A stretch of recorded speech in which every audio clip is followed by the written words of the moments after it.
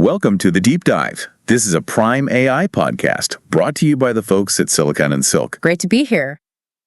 Okay, so today we're looking at something absolutely core for anyone in fashion e-commerce. It's that constant challenge. You've got the website traffic, but how do you actually turn that into profitable sales? And crucially, keep those profits from just walking back out the door as returns. Exactly. We're looking at some material here detailing a tech approach that tackles that head on. It's all about nailing down fit and sizing. Which is often a nightmare, let's be honest. A huge cost center. Right. And the thing is, even tiny improvements here, small bumps in conversion rates or nudges down in returns, they scale up massively. For larger retailers, we're talking millions in potential revenue. But the key, as you pointed out before we started, is finding something that actually impacts the majority of sales, right? Not just a niche tool. Precisely. It has to move the needle across the board. So the material we have suggests this technology really zeroes in on three critical levers for profitability.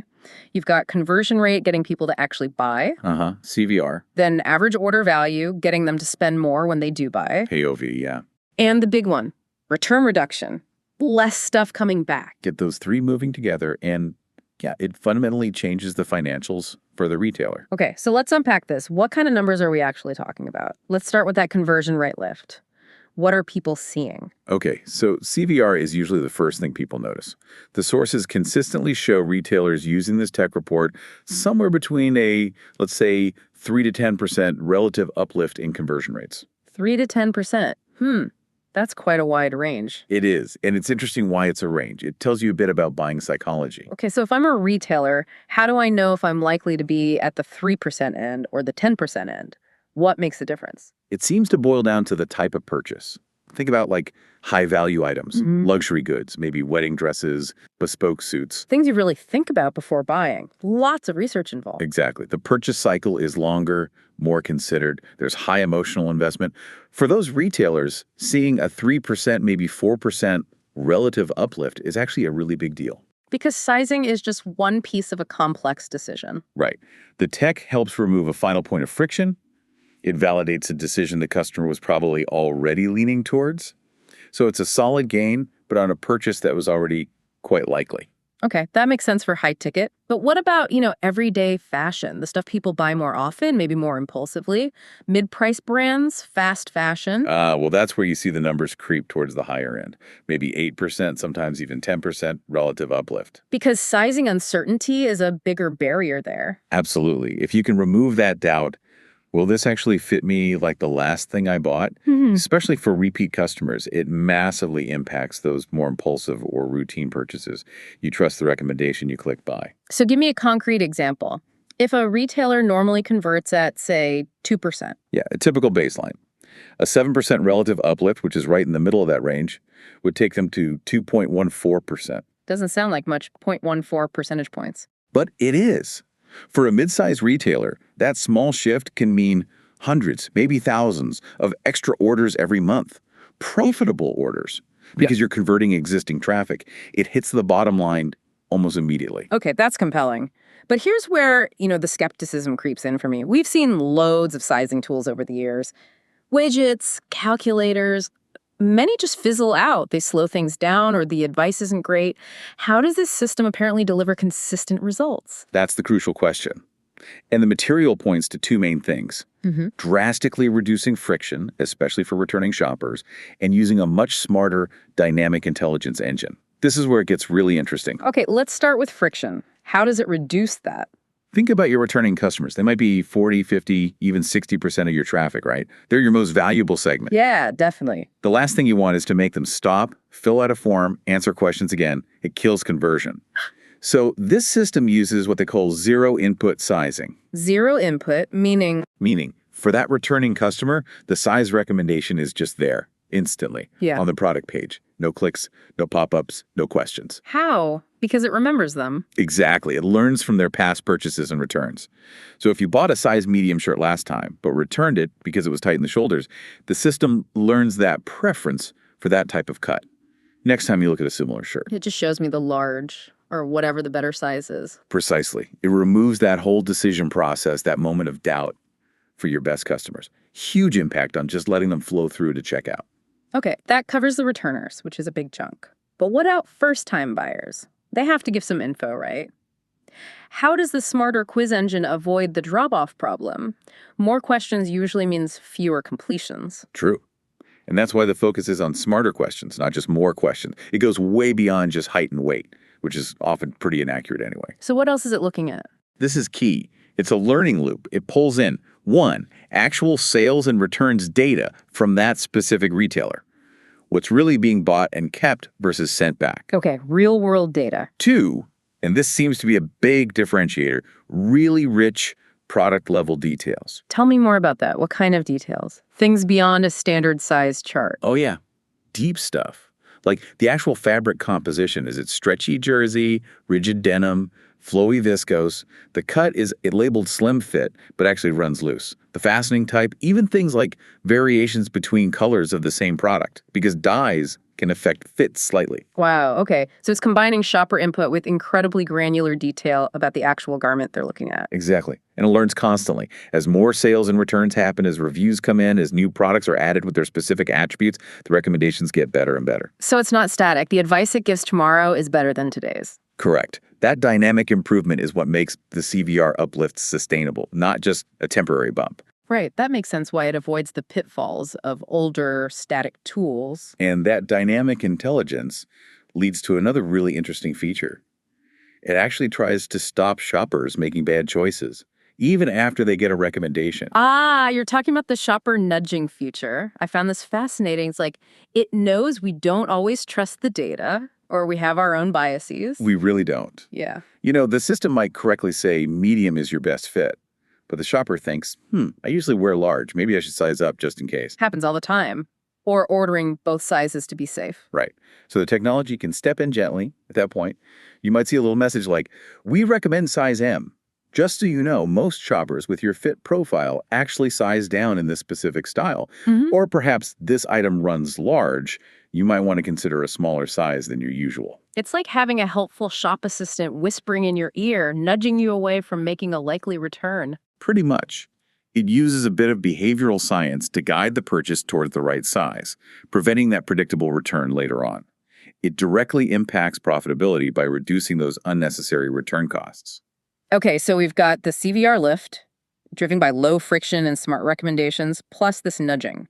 But you said earlier CVR is only the start. Yeah, if we pull back to the bigger financial picture, the CVR boost is great. It brings in more initial sales.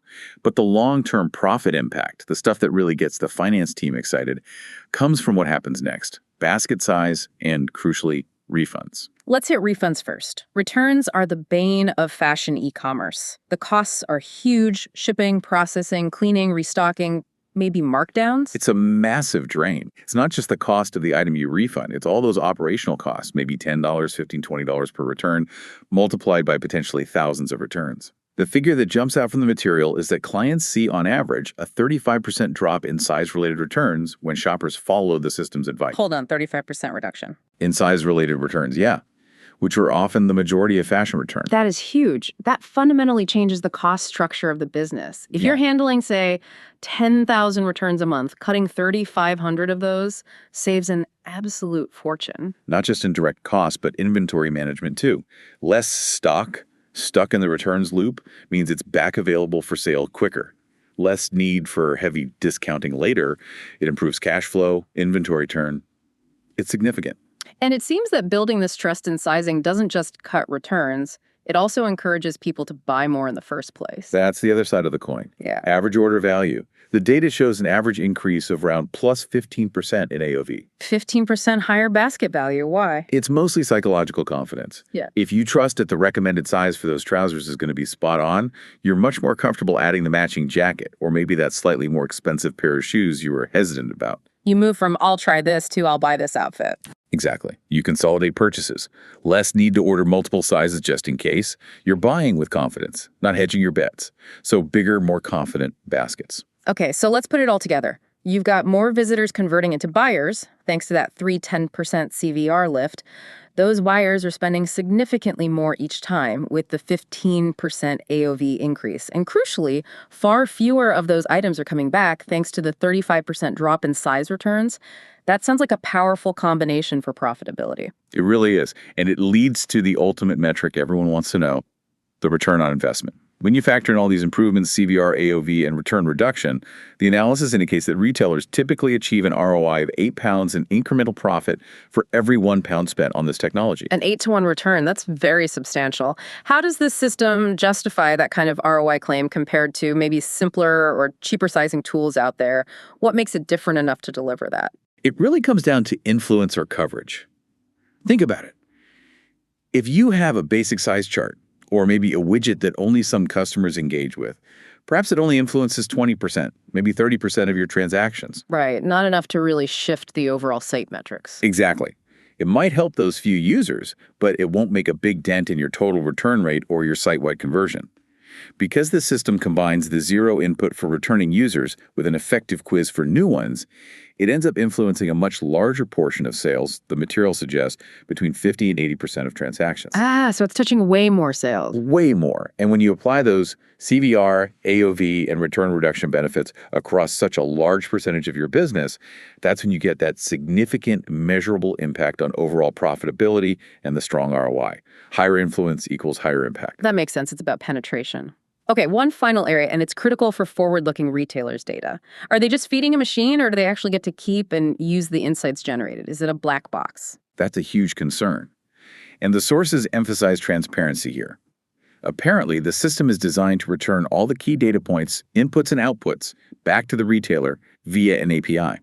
What kind of data are we talking about? Not just the final size recommendation, but potentially the underlying preferences it's learned. Like, the shopper prefers a looser fit in the waist or needs more room in the shoulders for woven fabrics, plus all the rich product attribute data that drove the recommendation and the historical fit success data for that shopper. Okay, so the retailer isn't locked out. They get this incredibly valuable granular data back. Exactly. And they can then feed that directly into their own systems, enhance their CRM profiles, build smarter segments for marketing, personalize email campaigns, inform their loyalty programs, even feed it into their demand forecasting and inventory planning. So it becomes a strategic asset for the retailer, not just a tool they rent. Precisely. It avoids the black box problem, where the vendor keeps all the valuable intelligence derived from the retailer's own customers and products. That data ownership piece is critical for long-term strategy. It makes the tech a partner in building the retailer's own data capabilities. That definitely elevates the proposition beyond just fixing the sizing issue. Okay, so let's quickly recap the core financial takeaways for you listening. We've seen evidence pointing to a consistent 3 to 10% boost in conversion rates, a really significant 35% reduction in those costly size-related returns, and a healthy 15% increase in average order value. And all that rolls up into that compelling ROI figure around £8 back for every £1 spent. It positions this kind of advanced sizing tech not just as a nice-to-have customer experience feature, but as a genuine, measurable driver of profit. Which leads to a final thought, really a question for you, the retailer, to consider. Yeah, it's about the data. Given how valuable this detailed customer fit preference data is linking specific body shapes and preferences to actual product attributes, sales, and returns over time, how much future potential are you leaving on the table if your current sizing solution keeps all that intelligence locked away? It's not just about making the sale today more efficient. It's about owning the insights that will power your personalization, your customer loyalty, and even your product development strategy for years to come. What's the long-term cost of not owning that data? A really critical question. You need to think about the true value of that data as a core asset of your e-commerce operation.